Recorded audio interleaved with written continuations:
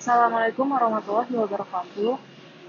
Perkenalkan, nama saya Dia Miranda Putri dengan nomor NPM 23021020090 kelas D Ilmu Kelautan Universitas Pajajaran.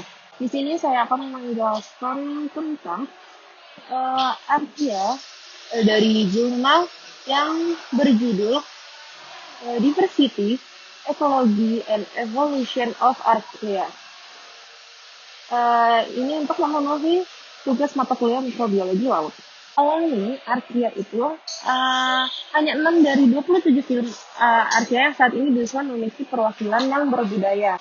Semua mikroorganisme non-eukariotik bersel tunggal diklasifikasikan sebagai prokariota, kemudian Monera.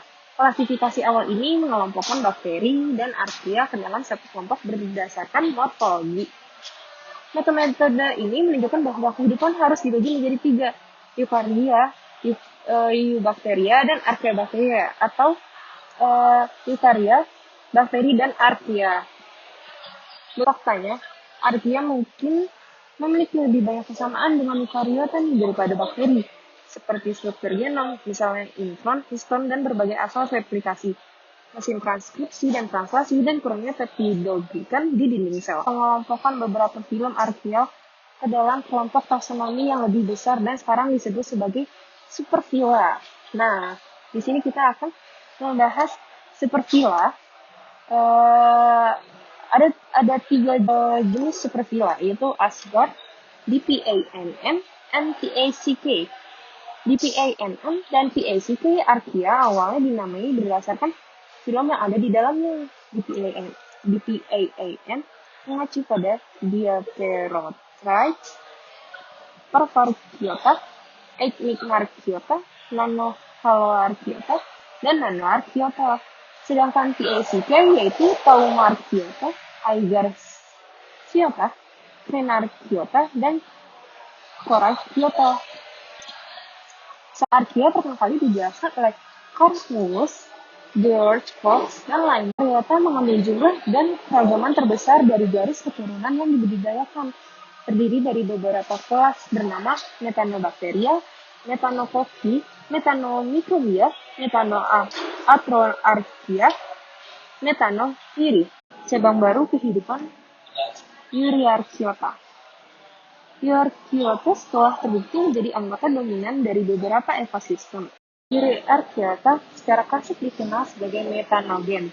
Namun, beberapa garis keturunan Euryarchaeota juga terlibat dalam oksidasi metana anaerobik sitrofik. Anaerobik oksidator metana atau ANMI ini garis keturunannya yang disebut ANMI. ANMI Archaea menggunakan jalur ini untuk produksi metana di arah sebaliknya yang bergantung pada pasangan bakteri, biasanya Pyridium sulfat, Binitrivier, atau bahkan Pyridometar. Untuk membuat itu energi menguntungkan. Euarchaeota mengandung jalur pengkodean gen yang mirip dengan yang digunakan untuk metanogenesis. Perannya dalam pengurangan nitrit dan belerang dijelaskan di Hadesarchaea dan Teinarchaea. Superfilum DPANN. Shepard menemukan sel archaea kecil yang menempel pada Ignicoccus yang diberi nama Nanoarchaeum equitans. Spesies ini memiliki film baru Nanoarchaeota. Genom N. equitans adalah salah satu genom terkecil yang diketahui. Fragmen DNA yang mengandung gen 16sRRNA baru dari archaea kecil lainnya ditemukan, jauh lebih kecil daripada archaea lainnya. Mirip dengan Nanoarchaeota, mereka disebut sebagai nanoorganisme archaea tambang Richmond acidophilic atau IRNAA. Baru-baru ini, Arman dan Nanoarchaeota telah terbukti menjadi bagian dari superfilum beragam yang disebut DPANN. Ya, sebagian karena komposisi gen RNA mereka yang unik pada lingkungan asam dan hidrotermal yang ekstrim, mereka dapat hidup dan mereka ditemukan di lingkungan seperti itu. Mereka memainkan peran ekologis penting yang baru mulai direalisasikan. kemampuan genetik dan metabolisme yang terbatas adalah fitur bersama dari sebagian besar archaea DPANN. Mereka harus bergantung pada interaksi dengan archaea lain untuk mendapatkan biomolekul penting. Beberapa di antaranya memiliki kapasitas genomik untuk memanfaatkan senyawa organik seperti karbon dan lipid melalui glikolisis, oksidasi beta, dan jalur lainnya. Genom Renarchiota thermophilic adalah acidofilik, salah satu archaea yang paling mudah dibudidayakan, menjadikan filum ini salah satu yang paling banyak dipelajari hingga saat ini.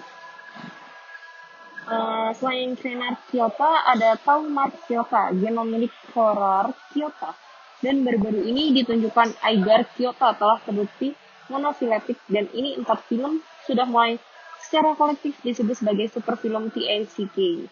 Banyak Crenarchia adalah heterotrof anaerobik, memanfaatkan protein dan gula, sementara yang lain adalah kemalito autotrof, siklus belerang, oksidasi, dan reduksi. Crenarchiota yang paling banyak dipelajari adalah Sulfolobus spp. Mereka hidup di lingkungan yang kaya sulfur dan panas, dan dengan demikian mereka terutama termofil dan hipertermofil. Taumarchiota memiliki hubungan penting dengan perubahan iklim karena aktivitas mereka telah dikaitkan dengan produksi gas rumah kaca di nitrogen oksida N2O. Mereka juga telah terbukti mensintesis metilfosfonat, substrat potensial untuk produksi metana aerobik di laut terbuka yang terbatas nutrisinya. Bathyarchiota. Apa yang menunjukkan tentang Bathyarchiota adalah bahwa mereka ada di mana-mana, berlimpah dan sangat beragam di lokasi laut anoksik, air tawar anoksik, dan sumber air panas suhu tinggi. Karena mereka sering dominan secara numerik di antara archaea, dapat dikatakan bahwa mereka seperti Taumarchiota, termasuk di antara archaea yang paling melimpah di planet ini. Ada bukti bahwa Bathyarchiota meremineralisasi protein detrital, kemungkinan menggabungkan degradasi protein dengan produksi hidrogen. Ada kemungkinan bahwa Bathyarchiota mampu mengoksidasi hidrokarbon rantai pendek selain metana. Dari film di atas itu termasuk dari superfilum yang diberi nama Asgard. Genom yang terdiri dari film lain bernama Helarchiota. Mereka adalah populasi dengan tumbuhan yang rendah nih, kurang lebih dari 1%, kurang dari 1%. Garis keturunan yang baru ini mengandung berbagai ESP yang terlibat dalam pembentukan sitoskeleton, transportasi, transkripsi, dan jalur degradasi. Ini termasuk tetapi tidak terbatas pada enzim aktivasi ubiquitin dan protein kompleks ESCRT yang terlibat dalam mekanisme perdagangan seperti pembentukan proteasom dan pembentukan membran. Adanya ikatan eter dalam membran lipidnya alih-alih ikatan ester yang terlihat pada bakteri dan eukariota, merupakan domain archaea. Telah menunjukkan jalur yang dapat digunakan dalam produksi membran lipid terkait ester, tipe bakteri, dan eukaria, dan mendukung hipotesis bahwa nenek moyang Asgard memunculkan sel eukariotik pertama. Asgard archaea itu apa sih? Asgard archaea adalah inang archaea dari interaksi simbiosis dengan protobakterium yang kemudian menjadi mitokondria dan membentuk sel eukariotik awal. Pertukaran format dan hidrogen secara sintrofik. Ini diprediksi dari genom percobaan isotop stabil. Menariknya, mikroskopi kultur membentuk jenis pelengkap baru yang tampaknya menjerat pasangannya, mungkin menyediakan mekanisme untuk menjebak mitokondria leluhur Aparotobacteria. Oksidasi alkana anaerobik melalui NCR tampaknya ada di Helarchiota, menunjukkan bahwa banyak Asgard archaea terlibat dalam interaksi sintrofik. Pertama yang diidentifikasi adalah metanogen atau berasal dari lingkungan termofilik. Dengan menggabungkan filogenomik dengan taksonomi secara kuantitatif yang disebut basis data taksonomi genom.